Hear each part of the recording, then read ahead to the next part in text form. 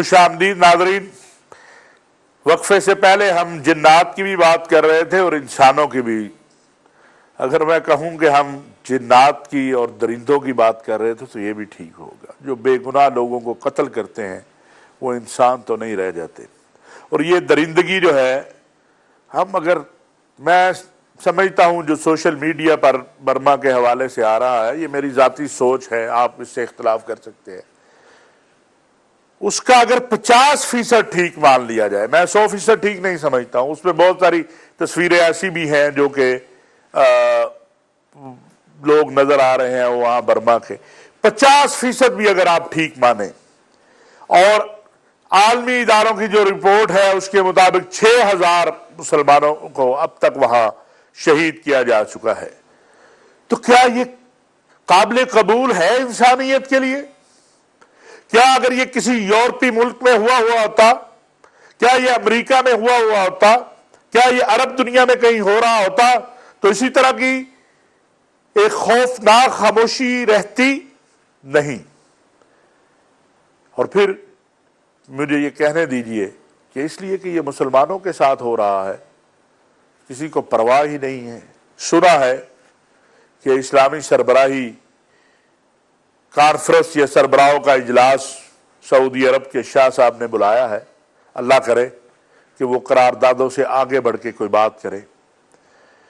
بدھا جو مذہب ہے، جو میں نے پڑھا، اور میں نے کل رات شیخ صاحب سے بھی پوچھا تھا، اس میں تو آپ ایک کیڑے کو نہیں مار سکتے ہیں جو آپ کو اذیت دینے آ رہا ہے، پھر یہ کون ہے؟ یہ بھی سوال ہے۔ شیخ صاحب، پاکستان کے مسلمان تو خود مسائل کا شکار ہیں، لیکن یہ درد تو کہیں نہ کہیں موجود ہے کہ یہ کیا ہو رہا ہے، یہاں کے مسلمانوں کو کیا کرنا چاہیے، اور اس درد میں کیسے ہم شریک ہو سکتے ہیں، یہ ذرا اس معاملے میں رہنمائی کریں۔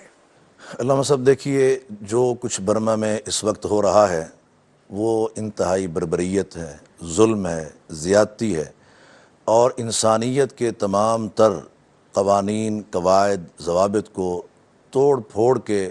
اس وقت انسانی خون کی ہولی جو ہے وہ کھیلی جا رہی ہے۔ ان حالات میں جو عالمی امن کا اپنے آپ کو چیمپئن کہلاتا ہے اقوام متحدہ اور اس کا سیکرٹری جنرل بان کی مون، وہ تو سوئے ہوئے ہیں، وہ بالکل سوئے ہوئے ہیں۔ جہاں وہ سوئے ہوئے ہیں وہاں امت مسلمہ کے 57-58 ممالک اور ان کے وہ بھی رمضان میں آرام کر رہے ہیں، ان کی صورتحال بھی یہی ہے کہ وہ کوئی آواز نہیں اٹھا رہے۔ اس کا مطلب یہ ہے کہ وہ جسد واحد کی طرح نہیں ہے، اور وہ قرآنی تصور جو اللہ نے پیش کیا کہ ان ھذہ امتکم امۃ واحدہ وانا ربکم فاعبدون وانا ربکم فاتقون،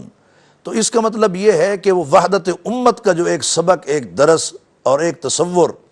اور ایک پروگرام اللہ تعالیٰ نے قرآن میں پیش کیا ہے، ہم اس سبق کو بھلا چکے ہیں، ہم اس تصور کو رون چکے ہیں۔ ان حالات میں کہ جہاں ہزاروں مسلمان وہاں شہید کر دیے گئے اور سینکڑوں گھرانے جو ہے وہ جلا دیے گئے، اور صورتحال یہ ہے کہ ان کا جو قتل عام ہے، کوئی انسان کسی جانور کو بھی جب مارتا ہے تو مارتے وقت کم از کم کوئی نہ کوئی ضابطہ وہ اپنے ذہن میں ضرور رکھ لیتا ہے۔ مسلمانوں کے ہاں تو باقاعدہ اس کا ایک قانون ہے جو اللہ کے نبی صلی اللہ علیہ وسلم نے فرمایا ہے کہ اگر آپ نے کسی موذی جانور کو بھی مارنا ہے تو ایک ضرب ایسی لگائیں کہ اسی ضرب میں وہ مر جائے۔ یہاں تو انسانوں کو تڑپا تڑپا کے مارا جا رہا ہے، اور یہ جو بودھا مذہب کے لوگ ہیں ان کے ہاں جس طرح آپ نے فرمایا کہ کسی غیر انسانی مخلوق کو مارنا بھی درست نہیں ہے، جائز نہیں ہے ان کے ہاں، لیکن کیا وجہ ہے کہ یہ لوگ مار رہے ہیں؟ مسئلہ یہ ہے کہ اس وقت جو اسلام پھیل رہا ہے، پھل رہا ہے، پھول رہا ہے، پروان چڑھ رہا ہے، ہماری اپنی کارکردگیوں، محنتوں اور تبلیغ سے کم اپنی حقانیت کی وجہ سے زیادہ ہماری طرف دیکھ کے کوئی شیخ صاحب مسلمان اب ہونے کو تیار نہیں، ہمارے اعمال ایسے ہیں۔ اس چڑھتے بڑھتے ہوئے دین کو دیکھ کر اس وقت جو صورتحال صلیبیوں کی ہے، یہودیوں کی ہے، ہندوؤں کی ہے، وہی بودھا مذہب کے لوگوں کی ہے۔ اب اسلام کے تعصب کے اندر یہ سارا کچھ کر رہے ہیں، اور ان حالات کے اندر علامہ صاحب صورتحال یہ ہے کہ یہ جو کچھ کر رہے ہیں یہ دنیا کے اندر دہشت گردی کو فروغ دے رہے ہیں۔ اور بالکل صحیح۔ ان کا نقشہ تو قرآن نے کھینچا وَإِذَا تَوَلَّىٰ سَعَىٰ فِي الْأَرْضِ لِيُفْسِدَ فِيهَا وَيُهْلِكَ الْحَرْثَ وَالنَّسْلَ وَاللَّهُ لَا يُحِبُّ الْفَسَادَ۔ ان کے سفیر ہوں یا وزیر ہوں، ان کے صدور ہوں یا ان کی آرمی ہو، تو زمین کے اندر فصل و نسل کو تباہ کرنے کے لیے ہر وقت تلے ہوئے ہیں۔ تو ان حالات میں یہ سمجھتا ہوں کہ بودا مذہب ہے، یا اسی طریقے سے کرسچن مذہب ہے، یا اسی طرح یہودیوں کا مذہب ہے، یا اسی طریقے سے ہندو ہیں، ان کے قوانین کچھ اور ہیں، ان کے اعمال کچھ اور ہیں۔ ہاتھی کے دانت کھانے کے اور دکھانے کے اور، یہ جو ان کے قوانین ہیں یہ ان کی اپنی ذات کے لیے ہے، اپنے ہم مذہب لوگوں کے لیے ہے، مسلمانوں کے لیے نہیں ہے۔ اور یہ چیز عمل سے ثابت انہوں نے کر دی ہے کہ اس وقت جو مسلمانوں کو کچل رہے ہیں، مار رہے ہیں، اور جو ظلم و زیادتی کر رہے ہیں اور ایک تعصب کی بنیاد کے اوپر یہ سارا کر رہے ہیں، تو ان کے قوانین کے منافی ہے۔ بات یہ سمجھ آئی ان کا عمل کچھ اور ہے، ان کا قانون کچھ اور ہے۔ جہاں تک بات ہے پاکستانی عوام کی،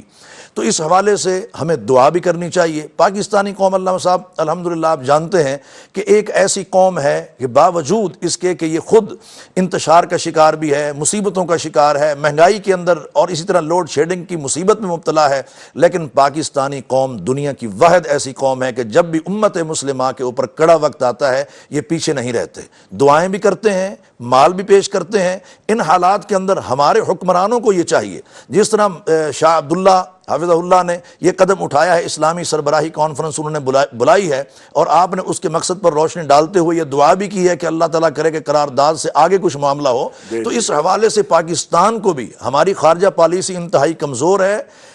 ہمیں چاہیے کہ ہماری وزارت خارجہ کے ساتھ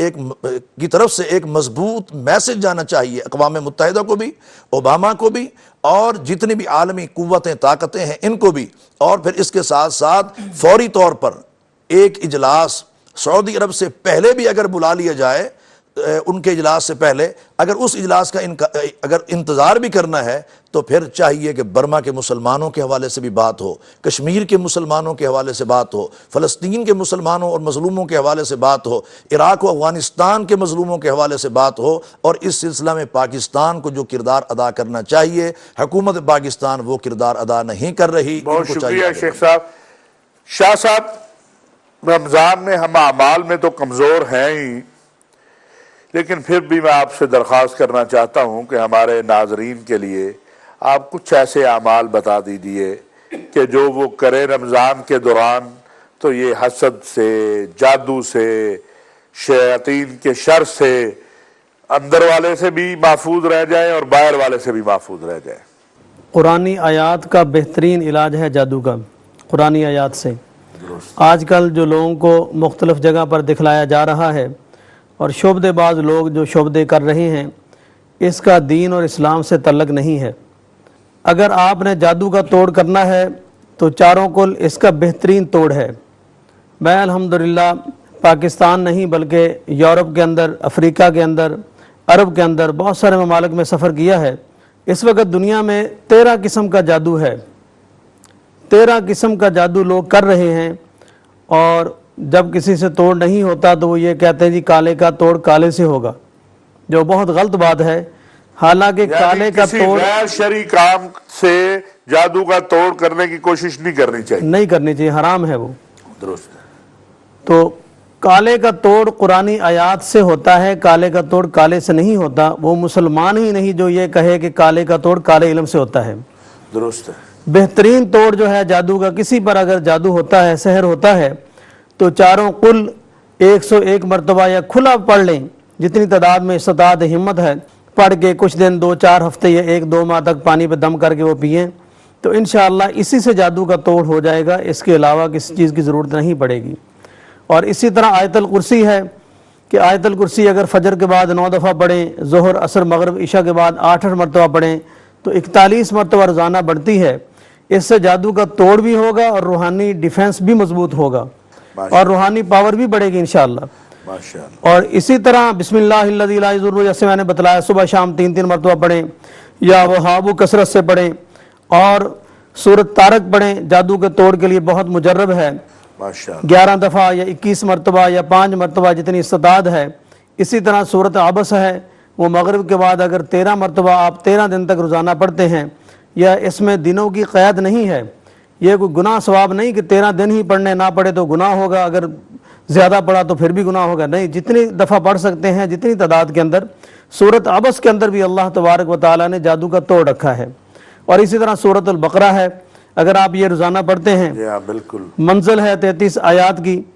اور یہ چھوٹی چھوٹی جو آیات ہیں الحمدللہ اس سے بہترین جادو کا توڑ ہے۔ بہت شکریہ شاہ صاحب آپ کا، شیخ صاحب آپ کا۔ ناظرین، آپ نے گفتگو سنی، تھوڑا سا رمضان سے کے فضائل سے ہٹ کر میں نے کہا جو موضوع چل رہے ہیں ان پر گفتگو ہو، اور میں آپ سے گزارش کروں گا کہ خدا را اپنے آپ کو مضبوط کیجئے، اپنے اللہ کے ساتھ اپنے تعلق کو مضبوط کیجئے، محمد عربی صلی اللہ علیہ وسلم کی سیرت طیبہ کے ساتھ اپنے آپ کو جوڑیے، اور اپنے آپ کو ایک جسد واحد مسلمان ایک جسم کے مانند ہے، یہ نبی صلی اللہ علیہ وسلم نے فرمایا، یہ احساس اپنے اندر پیدا کیجئے۔ مجھے یہ بات کہتے ہوئے کوئی عار نہیں ہے کہ ہمیں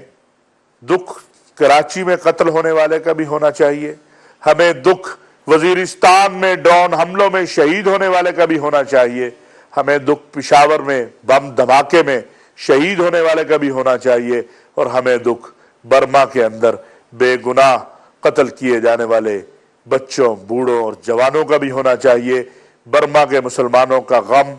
اور دکھ ہمیں پاکستان کے اندر ہونے والے حالات و واقعات سے نہیں روکتا۔ پاکستان کا بھی غم کریں اور عالم اسلام کا بھی غم کریں، یہی اسلام ہے، یہی دین ہے، یہی قرآن ہے، یہی رسول مصطفیٰ صلی اللہ علیہ وسلم کی تعلیمات ہیں۔ اللہ کریم ہم سب کو اس پر عمل کی توفیق عطا فرمائے۔ وما علینا الا البلاغ المبین۔